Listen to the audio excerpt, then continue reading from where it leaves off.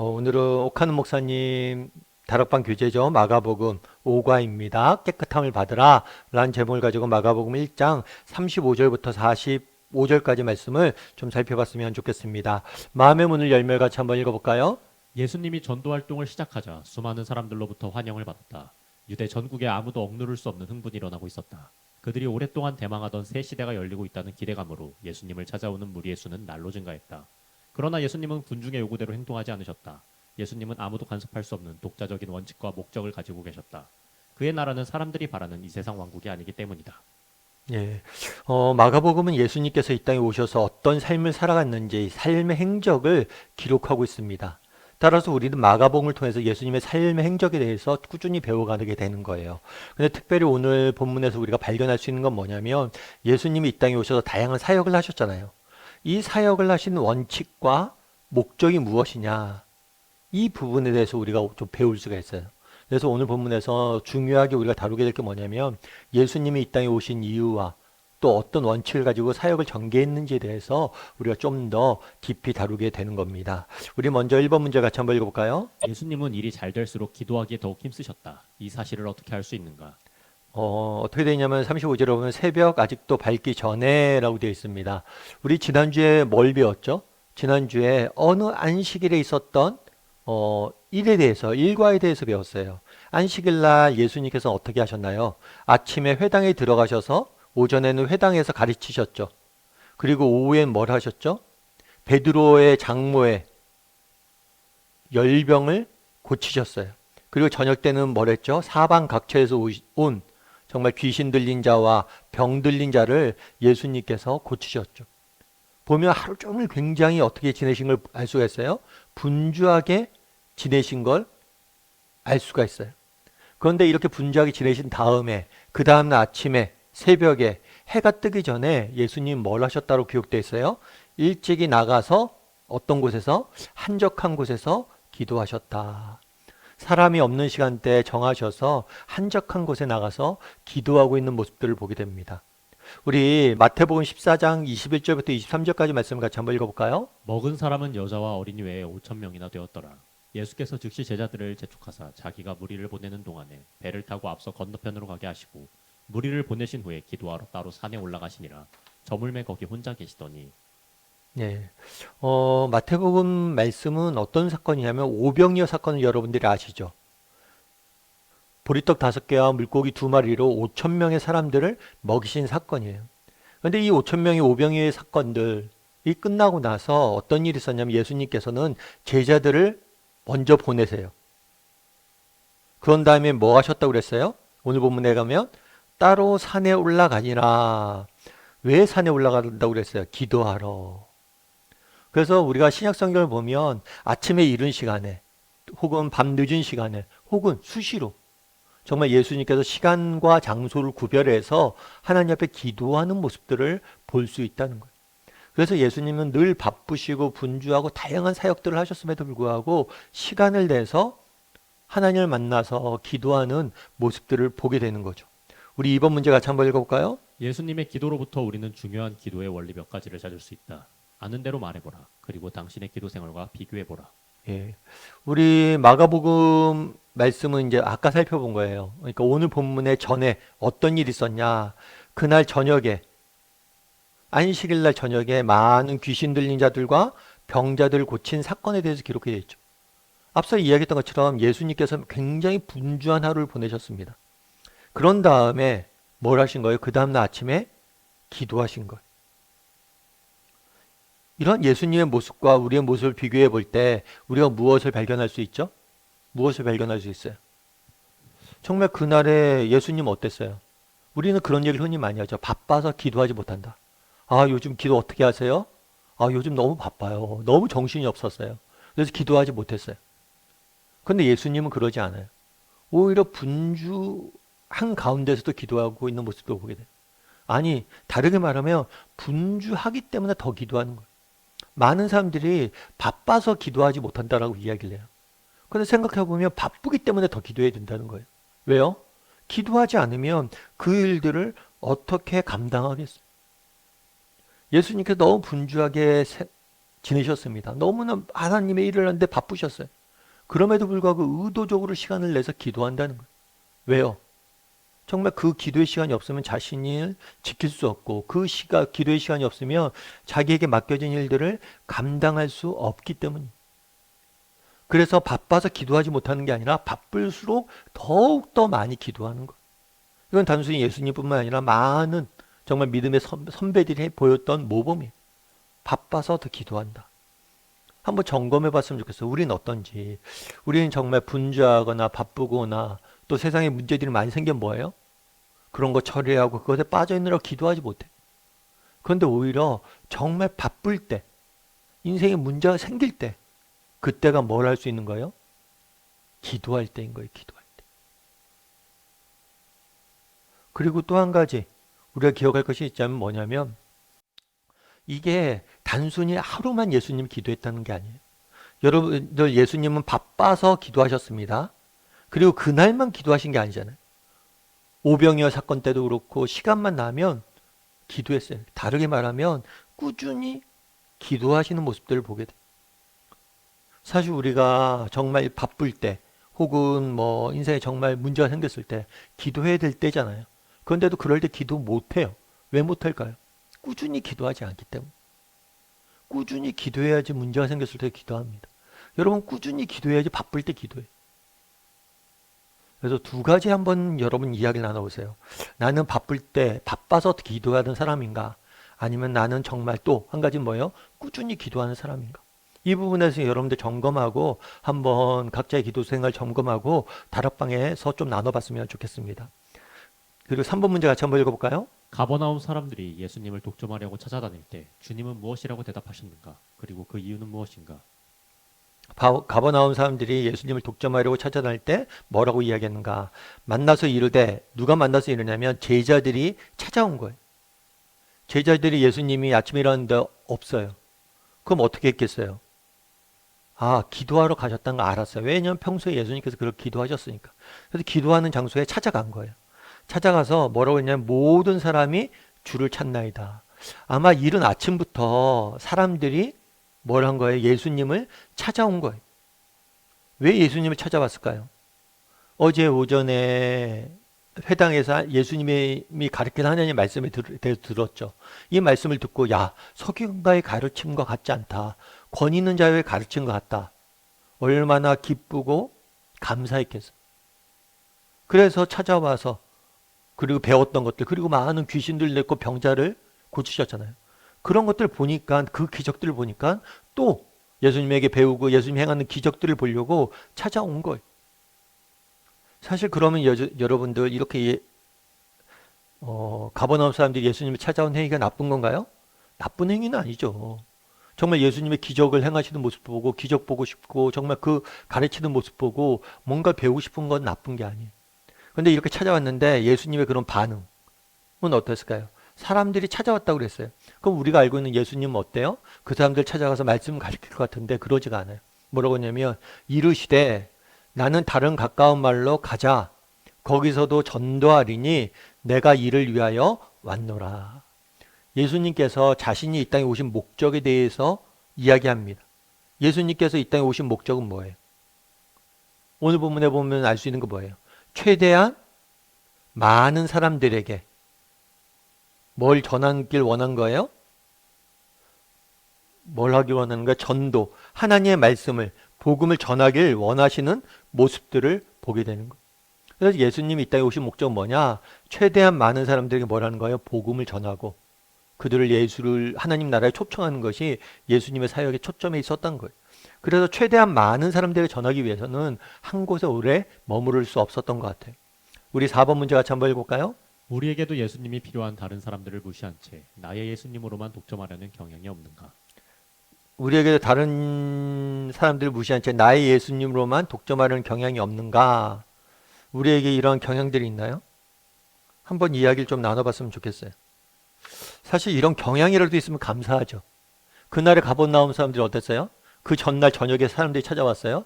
오전에 예수님 말씀 듣고 저녁에 또 찾아와서 예수님 행하신 일을 봤어요. 그리고 그 다음날 아침에까지 찾아왔잖아요.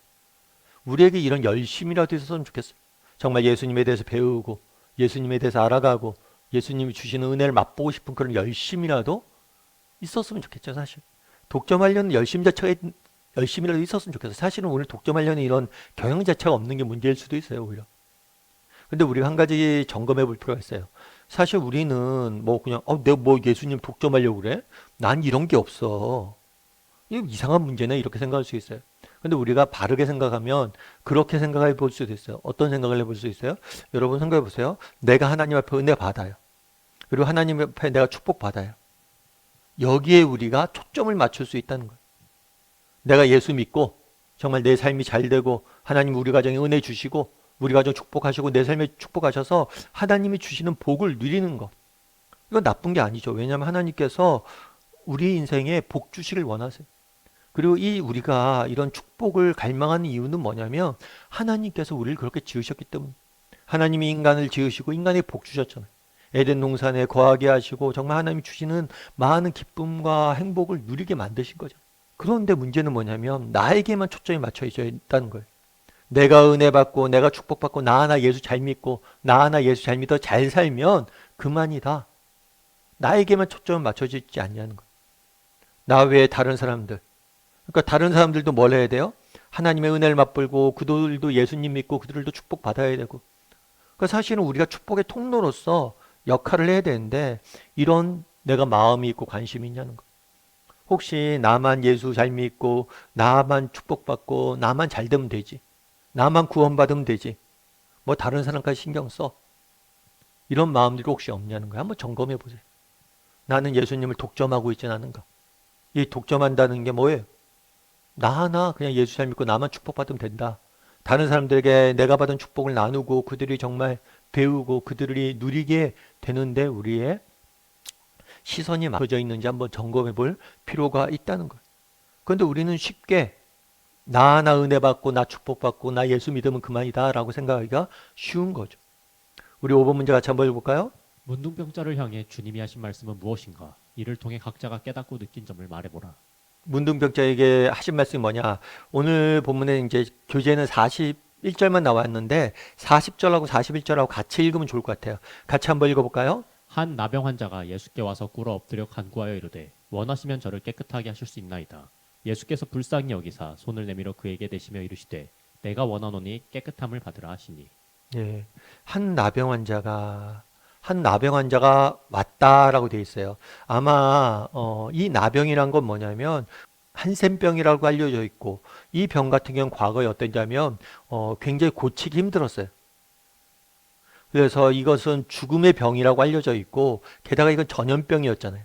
그래서 일단 한센병에 걸린다, 나병에 걸린다. 그러면 사회에서 격리가 됐어요. 내쫓겨졌어요. 그래서 자기들끼리 모여서 살았어야 돼요. 그래서 나병 환자를 만났다고 했으니까 보니까 그런 것 같아요. 이 가버나움에서 뭐예요? 다른 마을로 가자라고 했잖아요. 이 과정에서 이 사람이 찾아온 것 같아요. 왜냐하면 이 사람은 마을에 있을 수가 없어요. 나병 환자이기 때문에. 그래서 길을 걸어가는 과정 속에서 길가에서 나병 환자가 찾아온 것 같아요. 찾아와서 뭐라고 했냐면 꿇어 엎드려 간구하여 이르되 원하시면 저를 깨끗게 할 수 있나이다 라고 이야기를 했어요. 여기서 재미있는 표현은 뭐냐면 원하시면이라는 거예요. 그러니까 무슨 얘기를 하냐면 이 사람이 자격을 이야기하잖아요. 나는 고침을 받을 자격을 이야기하는 게 아니라 자비를 구하고 있는 거예요. 왜냐하면 원하시면. 당신이 원하지 않는다면 할 수 없다. 당신이 원하신다면. 그러니까 단순히 내게 뭘 해달라고 강요하거나 내가 이런 고침을 받아야 될 자격이 있다거나 말하지 않아요. 자비를 구하는 거죠. 당신이 정말 원하신다면 저를 깨끗게 하실 수 있나이다. 이것도 굉장히 중요한 신앙의 고백이죠. 뭐냐면 하나님의 전능하심을, 예수님의 전능하심을 인정한 거예요. 나병은 아까 얘기했던 것처럼 이거 고칠 수 없는 병이라고, 죽음의 병이라고 알려져 있어요. 그런데 당신이면 고칠 수 있다. 그래서 이 말이 굉장히 짧지만 기도의 가장 중요한 두 가지 태도를 볼 수가 있어요. 첫 번째 뭐예요? 하나님의 은혜. 우리가 기도 응답 받는 게 뭐예요? 우리가 은혜로 받는 거예요. 우리가 뭐 자격이 있어서 뭘 잘해서 하나님께서 거래로 우리를 뭘 주는 게 아니에요. 그냥 공짜로 거저 자비로 은혜로 주시는 거예요. 또 뭐예요? 하나님은 능하지 못하실 일이 없어요. 하나님은 내가 가진 인생의 문제가 무엇이든지 해결할 수 있다. 라는 믿음을 갖고 구한 거예요. 짧지만 굉장히 큰 믿음의 고백을 보여주고 있는 거예요. 그러자 예수님께서 뭐라고 했어요? 불쌍히 여겼다라고 얘기했어요. 불쌍히 여겼다. 여러분, 우리 보면 그런 이야기 생각할 수 있잖아요. 이 마을에 사람들이 찾아왔어요. 찾아왔을 때 뭘 데리고 왔겠어요? 병자도 데리고 오고 귀신 들린 자들도 데리고 오고 그랬을 거 아니에요. 그래서 나는 다른 마을로 가자. 마치 이런 것들 외면한 것처럼 보여요. 하지만 예수님은 그러지 않아요. 예수님은 우리 인간이 갖고 있는 필요, 아픔 이런 것들을 불쌍히 여기시는 분이에요. 그날의 나병 환자도 뭐 어떻게 여긴 거예요? 불쌍히 여겼다는 거예요. 불쌍히 여기시고 뭘 했어요? 손을 내밀어 손을 그에게 내밀었어요. 이거 굉장히 사실 아까 얘기했던 것처럼 나병은 전염병이에요. 그래서 격리하고 나병에 걸린 사람들 뿐만 아니라 나병을 걸린 사람을 만지는 사람도 부정한 것으로 생각을 했어요. 왜냐하면 병에 옮길 수 있으니까. 그런데 손을 댄 거예요. 환부를 만진 거예요. 여러분, 이건 쉬운 일이 아닙니다.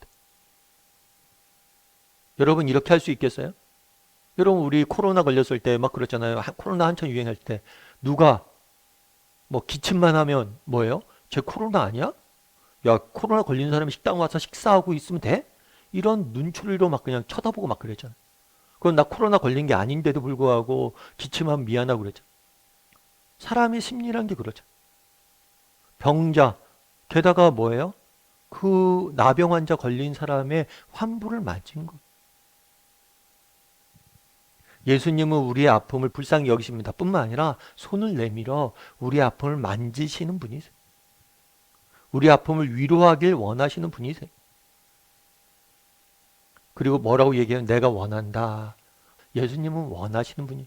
우리의 아픔을, 우리를 죄를, 우리의 정말 죽음으로부터 우리를 구원해내길 원하시는 거예요. 그래서 깨끗함을 받으라. 말씀 한마디로 이 나병 환자를 고치는 모습을 우리는 보게 되는 거예요. 우리도 마찬가지라는 거죠. 정말 예수님에게 나아가서 이렇게 구하면 뭐예요? 하나님이 주시는 은혜를 맛볼 수 있는 거예요. 그 우리의 문제는 뭘까요? 이 나병 환자처럼 나아가서 구하지 못하는 거예요. 여러분, 나아가서 구할 수 있어야 되는 거예요. 우리 6번 문제 같이 한번 읽어볼까요? 문둥병은 영적으로 무엇을 상징하는가? 그리고 당신에게는 이러한 영적 증세가 없는지 말해보라. 예, 문둥병.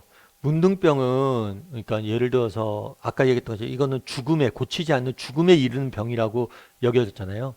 그래서 문둥병 그 당시에는 어떻게 영적으로는 어떻게 종교적으로 여겨졌냐면 죄와 죽음의 상징으로서 여겨졌어요. 그래서 문둥병에 걸린 문둥병은 죄에 빠져 사망의 길을 걷고 있는 사람들을 문둥병의 영적으로는 문둥병의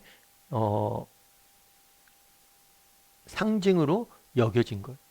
그래서 이 문둥병이 나중에 배우게 되죠. 문둥병이 나으면 의원에게 가서 검사 받는 게 아니라 누구에게 가서 검사를 받아요? 제사장에게 가서 검사를 받는 거예요. 왜요? 이건 영적인 문제로 봤기 때문에 그래요. 그래서 아무튼 그러면 이 문둥병 영적으로 뭐예요? 하나님을 떠나서 죄에 빠져서 죽음에 이르는 그런 영적인 무지, 영적인 무능의 상태를 의미하는 거예요. 그러면 이 문둥병에 걸린 상태가 어떤 상태로 비슷하냐? 마태복음에 보면 이렇게 나와 있어요. 마태복음 13장 13절부터 15절까지 말씀 같이 한번 읽어볼까요? 그러므로 내가 그들에게 비유로 말하는 것은 그들이 보아도 보지 못하며 들어도 듣지 못하며 깨닫지 못함이니라. 이사야의 예언이 그들에게 이루어졌으니 일렀으되 너희가 듣기는 들어도 깨닫지 못할 것이요 보기는 보아도 알지 못하리라. 이 백성들의 마음이 완악하여져서 그 귀는 듣기에 둔하고 눈은 감았으니 이는 눈으로 보고 귀로 듣고 마음으로 깨달아 돌이켜 내게 고침을 받을까 두려워함이라 하였느니라. 뭘 했냐면 이 백성들의 마음이 뭐 했다고요? 완악해졌어요. 완악해졌기 때문에 뭐예요? 들어도 깨닫지 못하고 보아도 알지 못해요. 왜 완악해졌어요? 귀로 듣고 마음에 깨달아 내게 고침을 받을까 두려워함이라. 우리가 똑같은 하나님의 말씀을 듣습니다. 그런데 어떤 사람은 그 말씀에 은혜를 받고 회개를 하고 정말 그 말씀에 가슴이 뜨거워짐을 느껴요. 그런데 어떤 사람은 뭐예요? 말씀을 들어도 깨닫지도 못하고 은혜도 없고 뭐예요? 정말 어떤 회개도 없고 어떤 가슴에 뜨거워짐도 없고. 그럼 왜 이런 현상이 일어나냐는 거예요. 성경에 진다는 건 뭐예요? 마음이 완악해졌다는 거예요. 완악해지는 건 돌처럼 딱딱해졌다, 굳어졌다라는 거예요. 그럼 나는 어떠냐는 거예요. 우리에게는 이런 영적인 증상이 없는지. 정말 말씀을 들어도 뭐예요? 그 다음에 보아도 은혜나 깨달음이나 정말 회개나 정말 감동이나 이런 것들이 없는 이유가 뭐에 있는가? 혹시 내 마음이 딱딱히 굳어져 있지 않은가? 왜 마음이 그럼 이렇게 굳어질까요? 어쩌면 여러 가지 이유가 있겠죠. 어떤 이유가 있을 수 있어요? 분주함. 세상의 그러한 욕심들이나 세상의 것들이 너무 쫓겨 살아보니까 분주해서 그럴 수도 있겠죠. 아니면 또 세상의 염려나 걱정 이런 거에 빠져서 그럴 수도 있겠죠. 그리고 또 반대로, 완전히 반대로 안일. 정말 세상 사는 게 너무 편해요. 문제가 없어요. 그러다 보니까 안일함에 빠져서 그럴 수도 있겠죠. 그래서 우리가 완악해진다. 내 마음이 완악해졌나? 굳어졌나? 그럼 왜 굳어졌을까요? 여러 가지 이유가 있을 수 있는데 그런 이유가 있을 수 있다는 거예요. 너무 분주한 거예요. 세상에 해야 될 일도 많고 세상의 것들을 많이 추구하는 거예요. 또 한 가지. 세상의 염려와 걱정이 막 휩싸여 있어요. 그러니까 예수님이 안 보이는 거예요. 그 문제되어 있는 분이 안 보여요. 또 한 가지 뭐예요? 안일한 거예요. 인생이 너무 잘 돼요. 문제가 없어요. 그러다 보니까 뭐예요? 예수님 찾지 않는 거죠. 마음이 그냥 굳어지는 거죠. 그래서 여러분들 한번 우리에겐 이런 완악함이 없는가? 이 부분에 대해서 한번 점검해 볼 필요가 있겠죠. 한번 다락방에서 나눠보세요. 7번 문제 같이 한번 해볼까요? 문둥병자를 고치신 예수님은 무엇이라고 말씀하셨나? 44절 말씀도 같이 한번 읽어볼까요? 이르시되 삼가 아무에게 아무 말도 하지 말고 가서 내 몸을 제사장에게 보이고 내가 깨끗하게 되었으니 모세가 명한 것을 들여 그들에게 입증하라 하셨더라. 두 가지 말씀하세요. 뭘 하냐면 아무에게도 아무 말도 하지 마라. 아무 말도 하지 말라는 거예요. 그런 다음에 뭐예요? 가서 내 몸을 제사장에 보이고 내가 깨끗하게 되었으니 모세의 명한 것을 드려 그에게 입증하라 라고 되어 있어요. 그러면 두 가지예요. 아무 말도 하지 마라. 그리고 제사장을 만나라. 그럼 왜 이렇게 말씀하셨는지 계속해서 좀 살펴보죠. 8번 문제 같이 한번 읽어볼까요? 예수님은 왜 문둥병자에게 아무 말도 하지 못하게 하셨을까? 다음에 몇 가지 가정을 가지고 그 이유를 생각해 보라. 예수님께서는 그날에 아무 말도 하지 말라고 이야기했습니다. 그렇다면 왜 이런 얘기를 했을까요? 사실 이 부분에 성경은 정확히 이야기하지 않아요. 그래서 우리가 추측만 할 수가 있겠죠. 예를 들어 첫 번째는 뭐냐면 이적을 행하는 자로서의 이미지. 예를 들면 그런 거예요.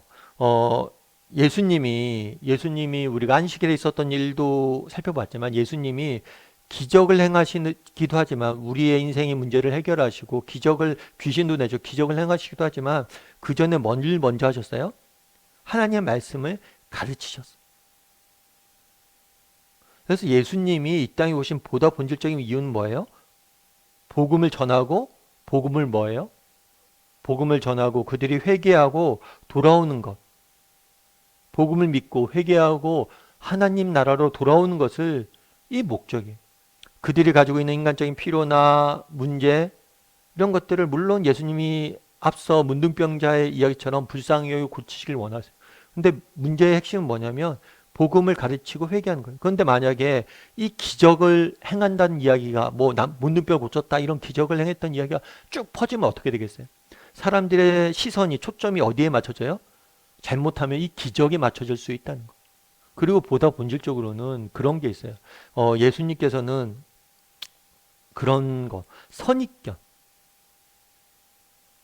오해 이런 것들 갖길 원하지 않았던 것 같아요. 기적을 행하는 자로서의 기적을 행하는 데들은 뭘 고쳤다 이런 선입견으로 예수님의 말씀을 듣는 게 아니라 정말 예수님의 말씀을 정말 자신이 직접 행하는 일과 말을 통해서 듣길 원했던 면들도 있는 것 같아요.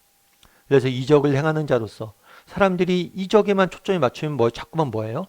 기적만 보려고 그러지 예수님의 말씀에 귀 기울이지 않을 위험이 있겠죠. 이런 이유도 있을 수 있고 때가 이르지 않았던 건 어떤 의미일까요?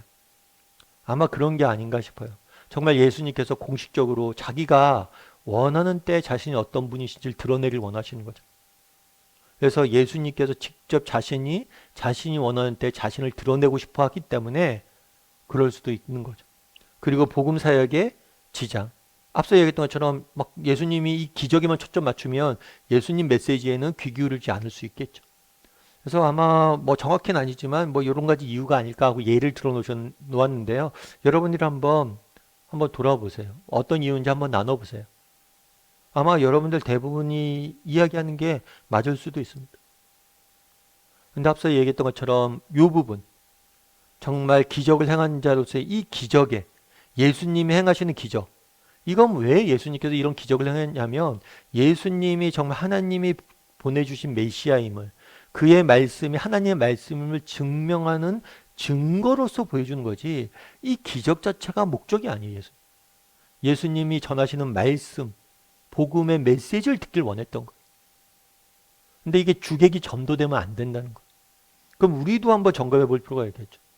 우리도 정말 우리의 인간적인 필요나 문제 이런 것들을 앞서 얘기했던 것처럼 문둥병자의 것처럼 예수님께서 불쌍히 여기시고 고침길 원하세요. 필요를 채워주시길 원하세요. 해결해 주시길 원하세요. 그런데 여기에만 우리도 초점이 맞춰져 있지 않냐는 거예요. 우리가 정말 영적으로 하나님에 대해서 알고 하나님에 대해서 배우고 영적으로 성장하고 우리의 시선 자체가 우리도 기적에만 맞춰져 있지는 않은지 점검해 볼 필요가 있는 거죠. 우리가 정말 중요한 건 뭐예요? 우리가 하나님에 대해서 알고 영적으로 성장하고 우리 영혼이 새롭게 되어지고 영혼이 사는 것, 살아나는 것, 우리의 영혼이. 그래서 우리의 영혼을 위해서 기도하고 우리 영혼이 잘됨을 위해서 우리가 간구할 수 있어야 된다는 거예요. 초점을 맞출 수 있어야 된다는 거예요. 9번 문제 같이 한번 읽어볼까요?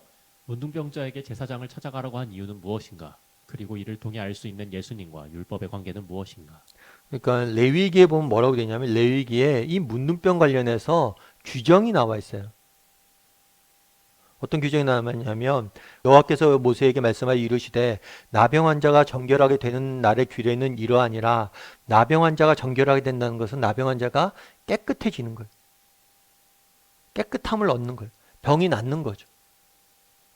병이 나을 때는 어떻게 하라고 그랬냐면 그 사람은 제사장에게 데려갈 것이요 제사장은 진영에서 나가 진찰할지니 전염병이니까 나가서 진찰을 해야 돼요. 그 환자에게 있던 나병 환부가 나았으면 그 제사장 그 정결을 받을 자에게 명령하여 살아있는 정결한 새 2마리와 제사를 지내라고 이야기를 해요. 제물을 드려 제사. 왜냐하면 이 병이 나은 게 하나님의 은혜이기 때문에. 그래서 이 규정을 만들어 놨습니다. 그래서 제사장에게 가라고 하는 것은 뭐냐면 이 규정대로 행하라는 거예요. 야, 너 문둥병을 낫게 했잖아요. 낫게 했으니까 너 먼저 제사장 가서 율법에 나와 있는 그대로 이렇게 절차를 밟아. 이렇게 말씀하신 거예요. 그리고 이 절차를 밟아야죠 뭐냐면 다시 예배 공동체에 들어갈 수 있는 거예요. 마태복음에서 뭐라고 되어 있죠? 한번 같이 읽어볼까요? 내가 율법이나 선지자를 폐하러 온 줄로 생각하지 말라. 폐하러 온 것이 아니요 완전하게 하려 함이라. 진실로 너희에게 이르노니 천지가 없어지기 전에는 율법의 1.1획도 결코 없어지지 아니하고 다 이루리라. 그러니까 뭐냐면 구약의 율법이 있잖아요. 이것들을 없애려 온 게 아니라 완전하게 하려 왔다라고 얘기해요. 다르게 말하면 구약의 율법을 존중하고 그 율법을 뭐예요? 인정하는 모습들을 보게 돼요. 만약에 예수님께서 나병 환자를 낳았어요. 그럼 너 가. 이제 예배드리고 마음대로 해. 이렇게 이야기할 수 있어요. 그런데 제사장이 가라고 그러잖아요. 그러니까 율법대로 행하는 것, 율법을 존중하고 인정하는 것. 그런데 그럼 완성한다는 건 뭘까요? 이 완성한다는 것은 2가지 의미가 있어요. 그 당시에는 율법에 대한 가르침이 있었는데 이 가르침에 대해서 뭐예요? 오해나 그러니까 이걸 자의적으로 해석하거나 이런 경우들이 많았던 거죠. 그래서 이 율법을 바르게 잡고 바르게 가르치고 참된 의미에 대해서 알려주는 의미로 완성하는 거예요. 뿐만 아니라 또 한 가지 율법의 요구를 뭐예요? 자신이 직접 예수님께서 삶을 통해서 이루시는 것. 그래서 율법에서는 율법의 가장 기본적인 건 뭐예요? 죄의 싹은 사망이다. 우리의 죄를 대신해서 예수님께서 죽으시죠. 그리고 율법에서는 이렇게 살아라. 삶의 원칙. 이대로 예수님께서 사셨죠. 완수하셨죠. 우리를 대신해서. 그래서 우리가 예수님만 따라가다 보면 하나님이 원하시는 삶을 살 수 있는 거예요. 그래서 율법을 완성한다는 것은, 그러니까 율법을 예수님께서는 존중하셨어요. 폐하러 오신 게 아니에요. 완성하러 오신 거예요. 율법의 본래 의미를 보다 정확히 명확히 가르치고 또 그 율법대로 사시기 위해서, 삶의 모범을 보여주기 위해서 이 땅에 오셨음을 우리가 알 수 있는 거죠. 우리 삶의 열매 걸음을 같이 한번 읽어볼까요? 오늘 배운 말씀 가운데 예수님에 대해 당신이 새롭게 발견한 사실은 무엇인지 각자 이야기해 보자. 네, 각자 이야기하고 조금 함께 나눠봤으면 좋겠어요. 특별히 나누실 때 오늘 적일냈으면 좋겠어요. 우리 아까 그런 얘기 했잖아요. 예수님을 내가 독점하고 있지 않은가 라고 이야기를 했잖아요. 독점하지 않는 건 뭐예요? 나만 은혜 받는 게 중요한 게 아니라, 나만 축복받는 게 중요한 게 아니라 이걸 나누는 게 중요하다. 그럼 어떻게 나눌 수 있냐? 우리 서로를 위해서 기도할 수 있겠죠. 정말 내 기도 제목만 관심 있고 주목하는 게 아니라 다른 사람의 기도 제목도 관심 가지고 그들을 위해서 기도하는 것, 이것 자체도 우리가 독점하지 않는 방법이에요. 그래서 오늘은 좀 오늘 본문을 통해서 여러분들이 새롭게 깨달은 것들 좀 나누고요. 그 다음에 다락방 식구들 좀 기도 제목도 나누고 서로를 위해서 좀 기도하는 시간들 가졌으면 좋겠어요. 그래서 함께 기도하면서 조금 하나님께서 주신 은혜들에 대해서 조금 나누어 봤으면 좋겠습니다.